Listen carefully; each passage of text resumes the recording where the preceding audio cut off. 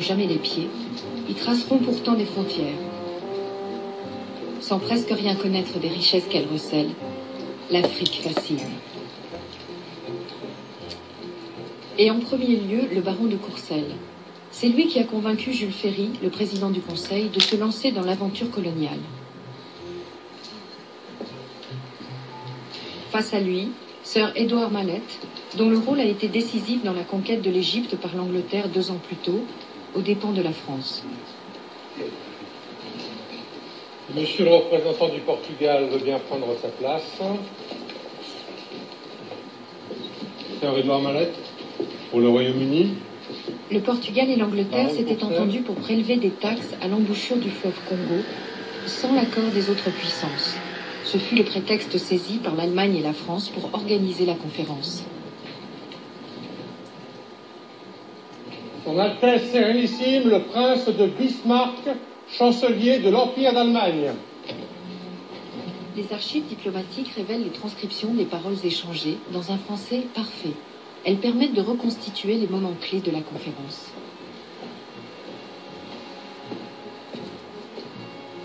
La séance inaugurale est présidée par le chancelier Bismarck. Derrière son air bon enfant, l'homme le plus puissant du monde.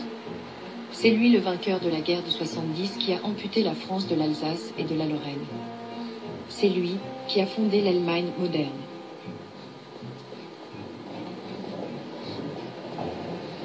Je tiens en premier lieu à partager avec vous la satisfaction de voir cette réunion se tenir.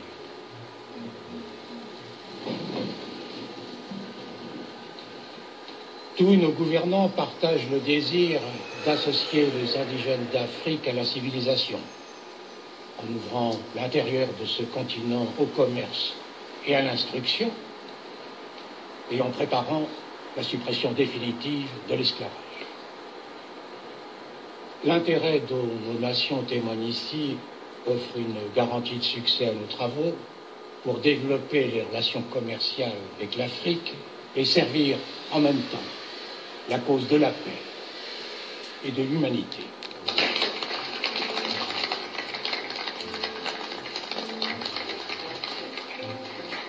La conférence voulait écrire une page glorieuse de l'histoire.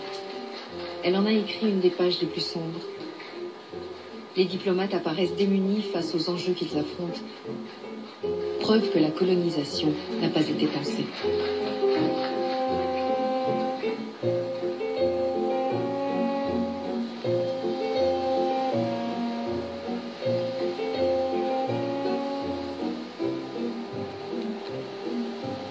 La mentalité de Berlin, c'est de dire on va vous faire du bien malgré vous, en dépit de tout. On veut votre bien, on va vous faire du bien, que vous le vouliez ou non. Et surtout, soyez reconnaissants.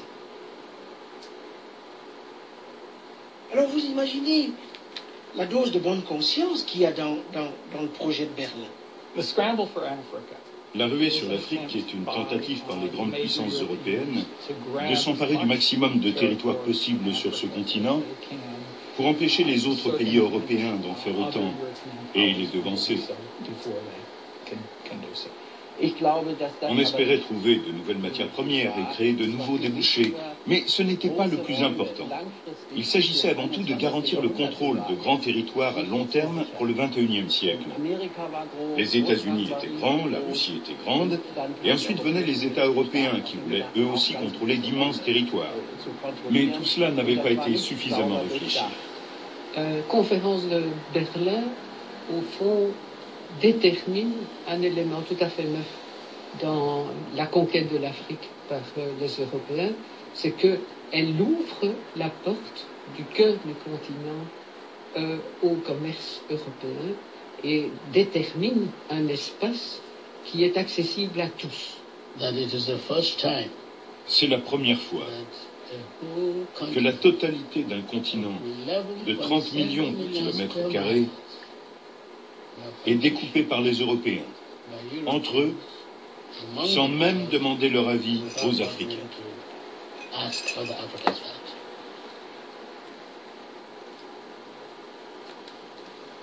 Voilà. Nous avons suivi la conférence de Berlin. Maintenant, nous allons suivre le discours du grand architecte Léopold II. Parce que toute l'Afrique va mal à cause du plan de l'architecte Léopold II. Léopold II n'a jamais aimé le Congo. Léopold II n'a jamais aimé le peuple africain. Ce qui intéressait à Léopold II, les minéraux immenses du Congo, et surtout, son affaire, c'était le liquide du caoutchouc. Nous allons écouter ce grand architecte qui a bousillé tout notre continent, qui est l'Afrique. C'est important.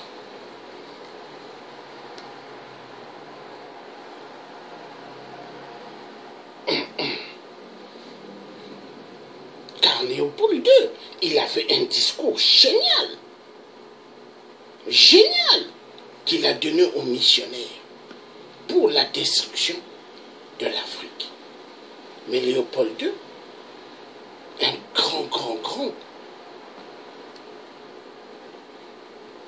grand génie du désordre. Donc nous allons écouter Léopold II. Très important.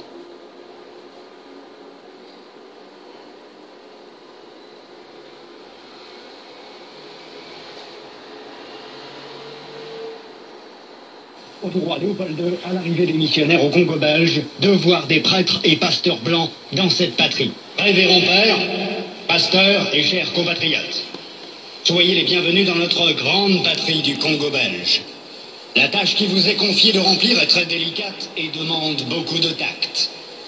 Prêtres et pasteurs, vous venez certes pour évangéliser. Mais cette évangélisation s'inspire de notre grand principe, avant tout, les intérêts de la métropole. Le but essentiel de votre mission n'est point d'apprendre aux Noirs à connaître Dieu.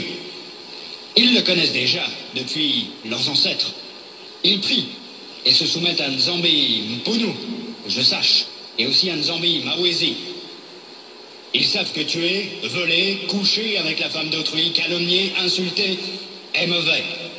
Ayons le courage de l'avouer, vous ne venez pas leur apprendre ce qu'ils savent déjà. Votre rôle est essentiellement de faciliter les administrateurs et les industriels, c'est-à-dire que vous interpréterez l'Évangile de la façon qui sert le mieux vos intérêts dans cette partie du monde.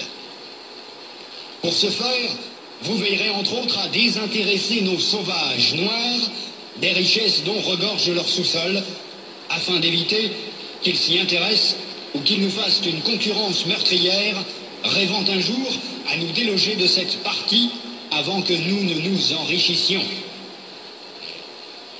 Votre connaissance de l'Évangile vous permettra de trouver des textes qui recommandent et qui font aimer la pauvreté.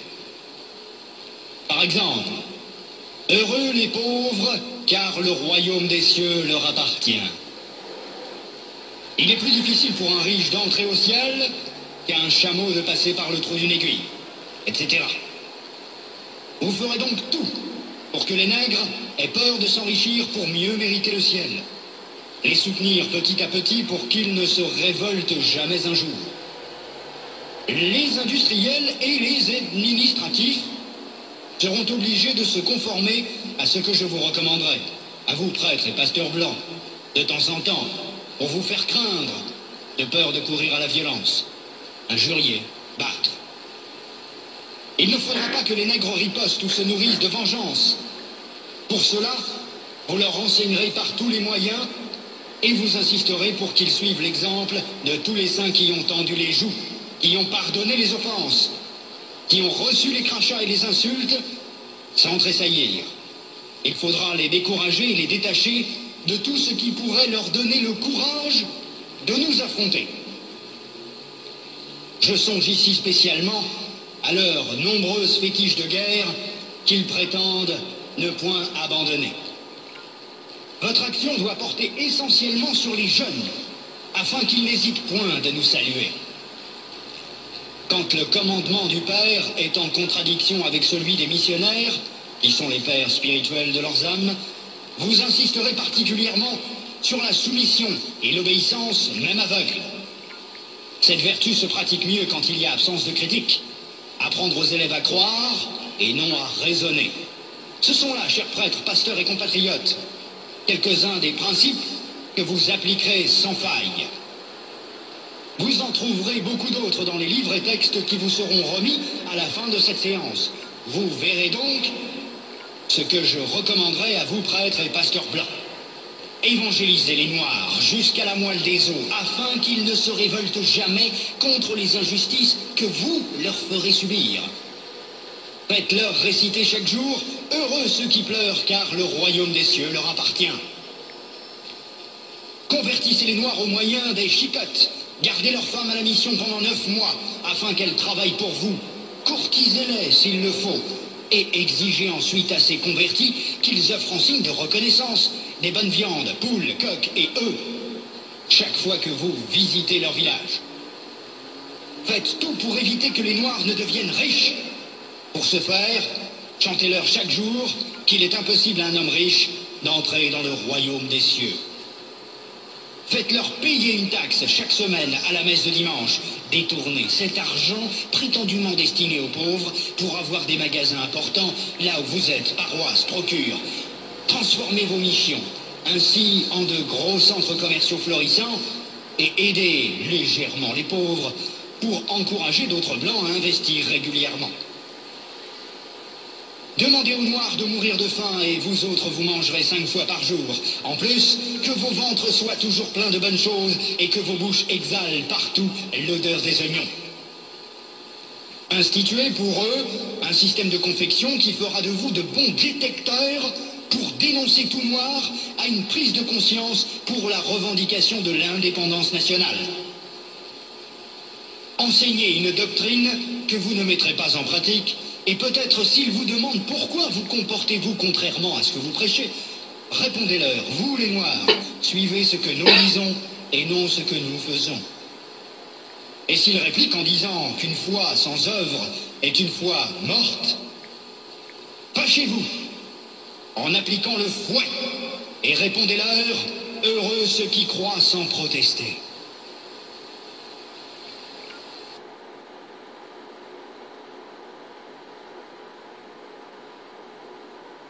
Dites-leur que les statuettes que vous gardez chez vous sont l'œuvre de Satan. Confisquez-les et allez remplir vos musées, ainsi que ceux de Ternérine au Vatican. Faites oublier aux Noirs leurs ancêtres, afin qu'ils adorent les vôtres.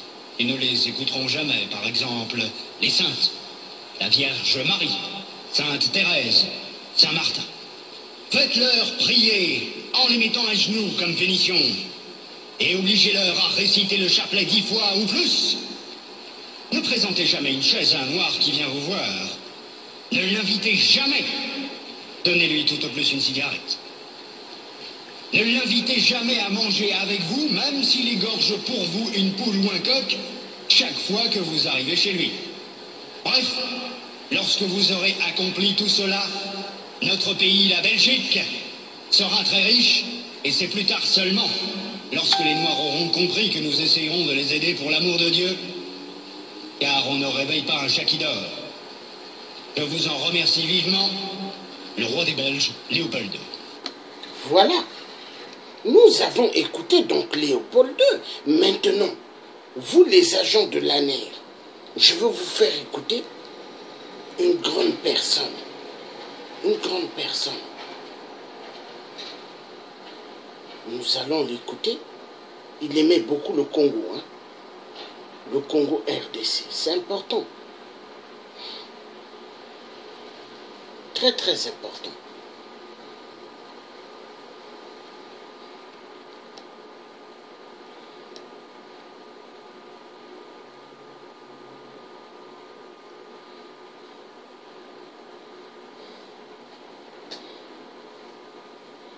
Lui, il aimait beaucoup le Congo et il était trahi. Et il ne méritait pas ce qu'on lui a fait. Hein.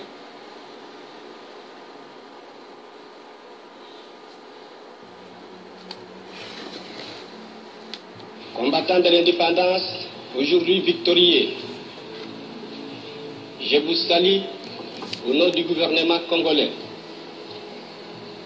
à vous tous, mes amis, qui avez lutté sans relâche à nos côtés. Nous avons connu les ironies, les insultes, les coups que nous devions subir matin, midi et soir, parce que nous étions des nègres. Nous avons connu que la loi n'était jamais la même, selon qu'il s'agissait d'un blanc ou d'un noir.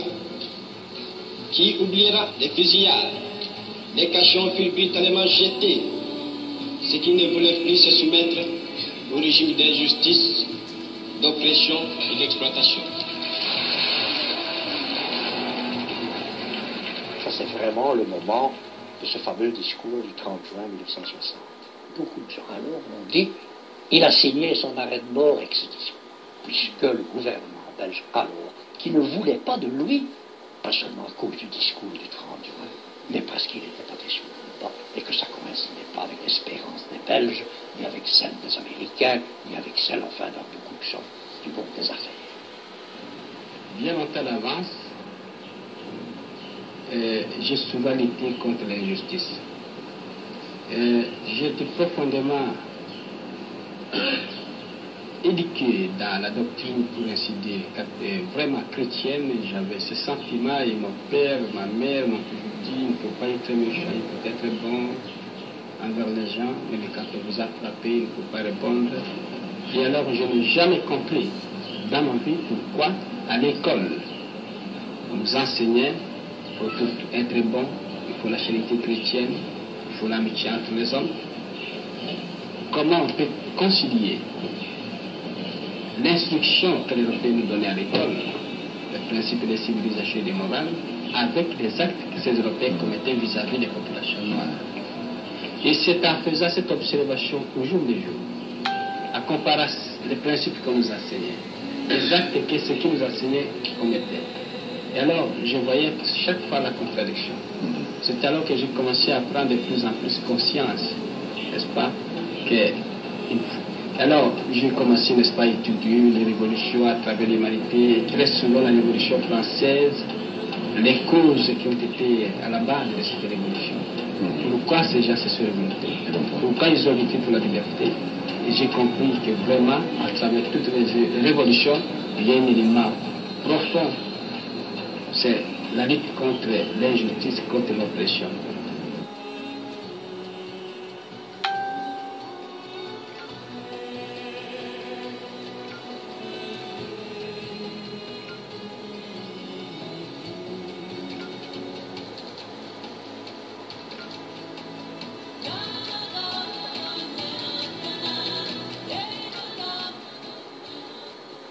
Voilà, nous avons suivi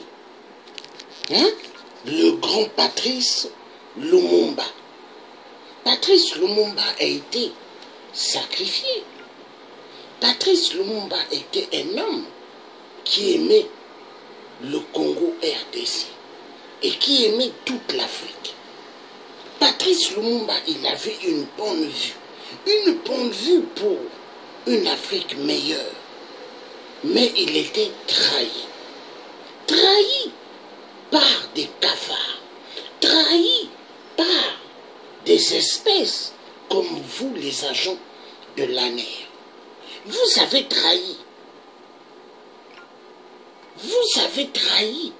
le maréchal Mobutu. Vous avez trahi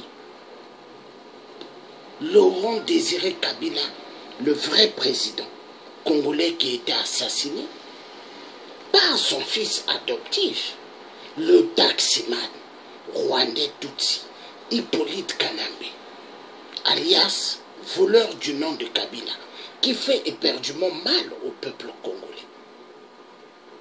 Hippolyte Kanambe est un imposteur.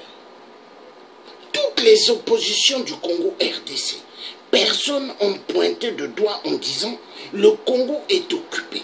Le Congo est occupé par un Rwandais Tutsi. Le Congo est occupé par toute cette bande mafieux et mafieuse de la communauté internationale du sang. Vous n'avez jamais parlé. Les opposants, soi-disant, n'ont jamais soulevé cela. vous les agents de l'ANER, vous avez immensement trahi le Congo. Et vous continuez à trahir le Congo. Et vous aimez cela. Mais est-ce que vous êtes normal? Est-ce que ça va bien dans vos têtes? Tout se paye. Vous savez, dans cette vie, l'être humain vient sur terre. Et l'être humain, il croit que quand il est dans ce monde, que ce monde lui appartient. Mais ce monde ne lui appartient pas. L'être humain, il vient et après, il passe. Et avez-vous pensé, vous les agents de l'ANER, quelle sera votre fin? Est-ce que avez-vous pensé quelle sera votre fin? Jamais. Vous vous dites que vous êtes des agents de l'ANER, des tueurs. Vous êtes des agents des services de renseignement pour pouvoir envoyer plus de gens dans les couloirs de la mort. Car, vous les agents de l'ANER, est-ce que vous avez aimé le Zaïre à l'époque du maréchal? Ou est-ce que vous aimez le Congo RDC? Je ne pense pas. Ce qui vous intéresse, avoir de l'argent, avoir des super belles 4x4, comme les députés du ventre à Kinshasa, comme les opposants du ventre. Tous n'ont jamais parlé du vrai sujet au peuple congolais, que le Congo est occupé par des imposteurs rwandais Tutsis. Vous n'avez jamais pointé du doigt que le Congo RDC est occupé par la communauté internationale du sang. Vous ne l'avez jamais fait. Mais ce qui vous intéresse, l'argent. Oui, il n'y a que l'argent de votre histoire, l'histoire du Congo. Hein? Il n'y a que l'argent. Le fric, c'est bien. C'est bien l'argent. Vous voyez, les agents espions de Kabila, des Rwandais Tutsis, ils apparaissent dans les directs, tac, et après ils partent. Mais ils ne me font pas peur. Moi, je suis un Dieu africain. Et les espions doivent savoir une chose. Vous devez comprendre une seule chose, que dans cette vie, tous les traîtres, ceux qui ont fait éperdument du mal au Congo RDC, vous finirez mal. Vous finirez très très mal parce que les ancêtres sont debout parce que le mal que vous avez fait au Congo, incroyable mais vrai, hein? Vous avez fait un de ces mal au Congo du jamais vu. Du jamais vu.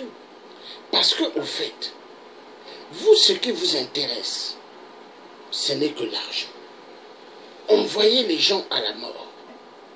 Oui, ça vous intéresse. Vous vous prenez pour les super. Des super artistes. Des super artistes pour envoyer des milliers de gens à la mort. Mais vous avez oublié l'essentiel. L'essentiel, le respect de la vie d'autrui. Mais vous ne le connaissez plus. Au Congo RDC, on massacre. Il y a toutes sortes de crimes. Et les gens adorent. Les gens adorent massacrer les populations. Ils prennent vachement plaisir. Vachement plaisir de tuer les Congolais, de tuer des enfants, de tuer des femmes, mais des gens qui vous ont rien demandé, des gens qui n'ont rien fait, ils sont dans leur terre. Le Congo RDC, à l'époque du Zaïre, mais les populations travaillaient ce qu'on appelle la terre. Excusez-moi un instant.